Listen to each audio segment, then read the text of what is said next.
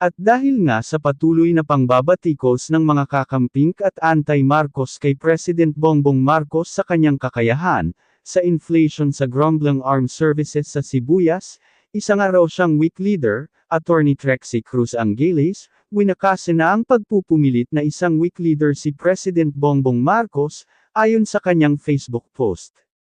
Hindi fair na mabat-icos si Pangulo, dahil magulo ang panahon. Inflation, grumbling sa armed services sa sibuyas, ang test ng leadership ay nasa aksyon na gagawin niya para maresolba ang mga ito, bigyan naman natin siya ng chance.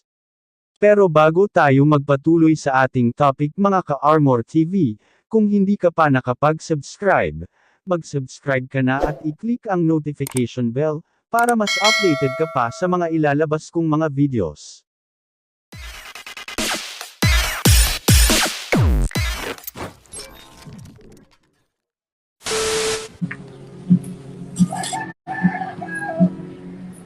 Hi, magandang hapon. Ako po si Trexie Angeles. Ito po ang Luminous.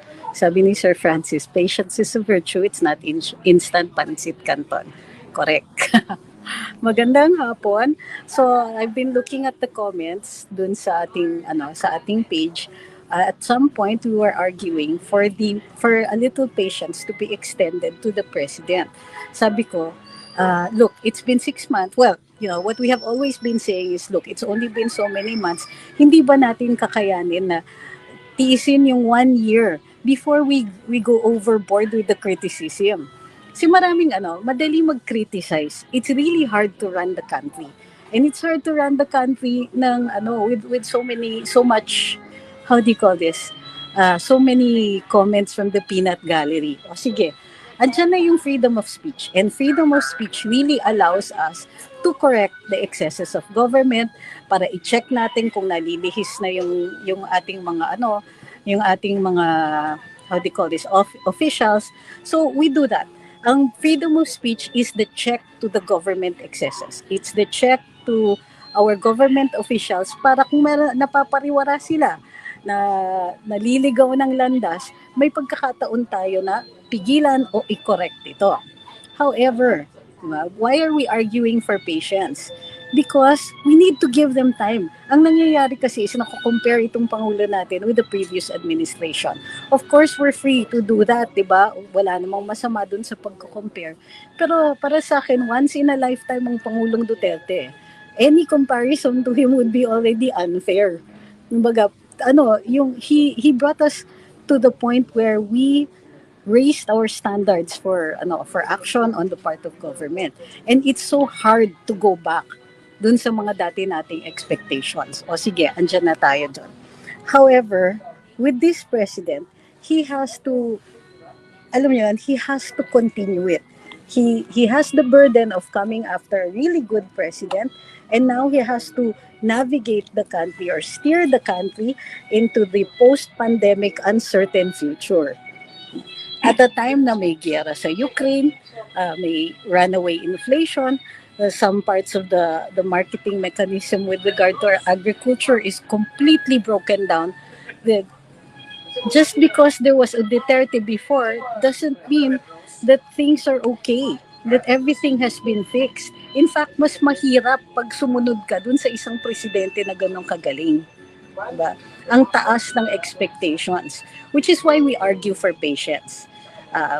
Ang hindi natin gusto is nagiging rocky, nagiging napipigilan yung mga authorities natin out of fear from constant criticism. Mga tipong, if you're in the driver's seat, tapos ang kuyog sa iyo ng mga negative na criticism, it's very, very hard to drive. It's going to be, you don't also want a government that's adverse to criticism. That's takot sa risk, takot sa criticism, to the point na they will be forced to just completely stop and just wait until the term is over. Hintayin lang nila after all they're in power. You don't also want to do that, diba? So, bakit ko rin ina-argue yung patience? Because pagka naubos yung pasensya natin, then pwede tayong maningil. Kasi binigay natin yung pagkakataon eh. Hindi tayo yung overly demanding and then pagka naubos yon, let's say we give him a year, after 1 year magsosona siya. He will tell us the state of the nation, ano yung na-accomplish and all that. Pati tayo, mag-a-address tayo, mag-a-assess tayo, ano ba ang nagawa na in 1 year. If in 1 year, wala talagang na the report card is negative, then yes, of course, there's an opportunity for us to call him to task and we can, yes, start being, exacting. But we must give him the chance. We must give him the time. Merong isa ba dito nagkikriticize, sinasabi, parang sala sa lamig, sabla sa init ka. Uy, tigil-tigilan nga ako. When Duterte was in power, when Duterte was the president, we would call him out. No matter how much we loved him as a president, hindi siya exempt from criticism. At the same time, we didn't want anybody trying to take away the presidency from him kasi binigyan siya ng mandato eh. So, only the people can take that mandate away. And yes, the Constitution recognizes that there are opportunities when the people will speak.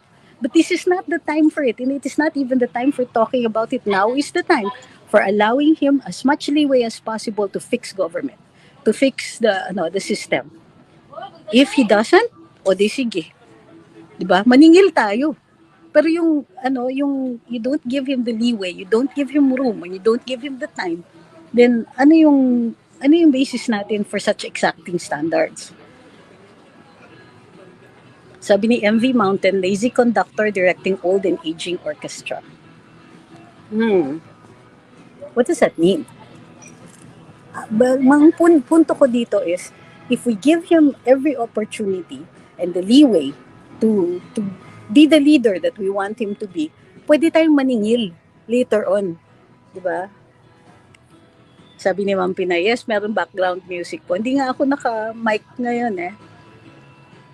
So, sabi ni Kurama Yoko, it's still too early to judge the Pbbm government. Count the achievements, what count the negative things. It's hard to run the country, especially Philippines and Pinoy way of thinking. So, yun ang inaano ko.